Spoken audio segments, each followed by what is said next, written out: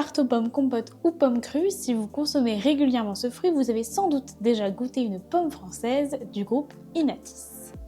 Sous procédure de sauvegarde depuis l'automne 2025, le numéro 2 français de la pomme tente de trouver une solution.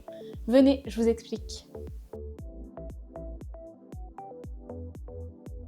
Le groupe familial dont le siège est basé à Paris possède des vergers proches de la Loire, mais ces derniers viennent d'être mis en vente ainsi que la station fruitière de Verrières en Anjou, près d'Angers. Cela concerne près de 80 salariés. Selon Marc Roffet, le président du groupe, les difficultés financières actuelles sont liées aux récoltes catastrophiques des Honey Crunch de 2023 à 2025. Si on prend les surfaces disponibles dans le Val-de-Loire, la variété est présente à 60%. Or, ces pommes n'ont été commercialisées en grande surface qu'à hauteur de 40%. Il faudrait atteindre au moins 70% pour être rentable.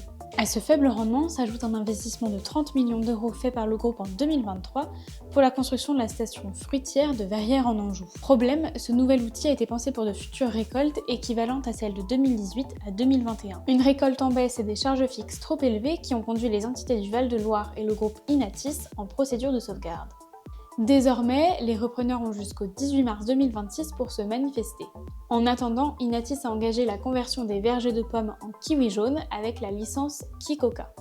Tout cela, on vous en parle dans cet article, alors n'hésitez pas à aller le lien sur le site d'API News et nous, on se retrouve bientôt pour d'autres infos de la rédac.